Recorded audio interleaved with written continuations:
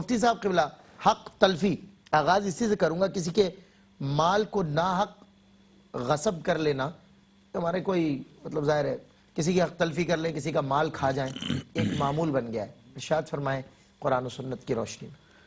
اعوذ باللہ من الشیطان الرجیم، بسم اللہ الرحمن الرحیم. بہت اہم موضوع ہے اور اس کا ہماری عملی زندگی کے ساتھ بہت گہرا تعلق ہے.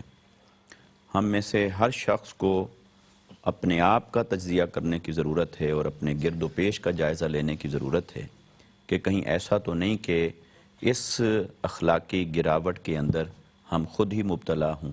بالکل صحیح.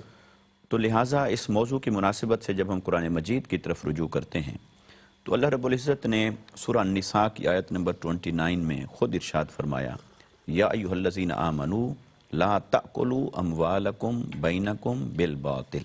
اللہ. اے ایمان والو، باطل طریقے سے آپس میں اپنے مال نہ کھاؤ.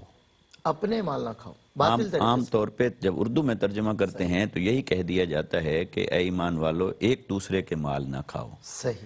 یہ اردو کا لفظ ہے ایک دوسرے. صحیح. قرآن نے جو لفظ استعمال فرمایا، اپنے، جو کلمہ استعمال فرمایا، لا تأکلوا اموالکم بینکم بالباطل، اپنے مال باطل طریقے سے نہ کھاؤ. صحیح. یعنی یہ قرآن مجید کس طرح کا احساس ذمہ داری ہمارے اندر پیدا فرمانا چاہتا ہے کہ وہ مال بھی، اس مال کی حفاظت بھی ہمارے اوپر ایسے ہی لازم تھی جیسے ہم اپنے مال کی کرتے ہیں، کی حفاظت کرتے ہیں. اور ہم اس میں ناجائز تصرف کر رہے ہیں.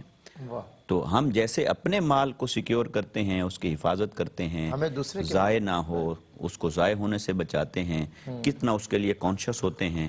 تو قرآن مجید نے اس کو ہمارے سامنے رکھا کہ یہ فرق تمہارے اندر اس سوچ کی وجہ سے آیا کہ تم نے اسے دوسرے کا مال سمجھا. دوسرے کا مال سمجھا. اور ہمارے محاورہ بھی ہے نا قبلہ، مال مفت دل بے رحم. جی. تو اس وجہ سے یہ سورہ النساء کی آیت نمبر 29 ہے. اسی طرح اسی مفہوم کو اللہ رب العزت نے سورہ البقرہ کے اندر بھی آیت نمبر 188 میں بیان فرمایا، مگر وہاں پر شروع میں یا ایھا الذین آمنوا کے کلمات نہیں ہیں، وہ ایک آیت کے حصہ کے طور پر آگے حصہ ہے. وہ کیا ہے؟ وہ بھی یہی ہے، لا تأکلوا اموالکم بینکم بالباطل. یعنی یہی مفہوم آیا ہے قرآن مجید کے اندر. بالکل ٹھیک. تو باطل طریقے سے مال نہ کھاؤ. دیکھیے، ایک دوسرے کا مال کسی بھی طریقے سے جو طریقہ حق نہ ہو وہ سب اس آیت کے تحت ممنوع ہو گیا. یہ قرآن مجید کی شان ہے اور یہ اللہ رب العزت کے کلام کی وسعت اور گہرائی ہے اور ایجاز اور اختصار ہے اس کا، کہ ایک کلمہ کے اندر ہماری زندگی کے کئی گوشے جمع فرما دیے ہیں. ایک کلمہ ہے، باطل طریقے سے نہ کھاؤ. اب کوئی اگر تجارت کر رہا ہے، اس نے تجارت کرتے ہوئے اس شے کا جو عیب تھا وہ نہیں بتایا خریدار کو اور قیمت پوری وصول کر لی، باطل طریقے سے مال کھایا.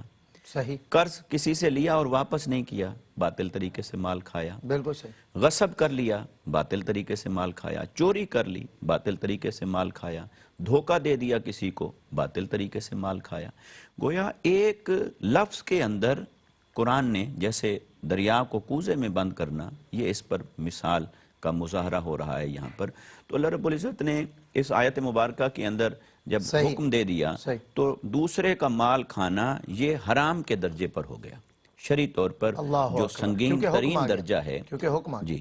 اور حدیث پاک میں ہے کہ آقا علیہ الصلوۃ والسلام نے ارشاد فرمایا کہ جو کوئی کسی کا مال ناحق کھاتا ہے وہ یہ نہ سمجھے کہ وہ اس نے مال کھایا اور نعمتیں انجوائے کر رہا ہے، بلکہ وہ اپنا پیٹ دوزخ کی آگ سے بھر رہا ہے، آگ سے اپنا پیٹ بھر رہا ہے. اور جب قیامت کا دن آئے گا تو اسے پتا چلے گا کہ یہ جو میں نے لوگوں کا حق مارا تھا، نا حق کسی کا مال کھایا تھا، اس کا اللہ رب العزت کی بارگاہ میں سنگینی کیا ہے اور اس کا وبال کتنا ہے. صحیح. صحیح. صاحب انشاءاللہ مزید اس موضوع پہ بات ہوگی.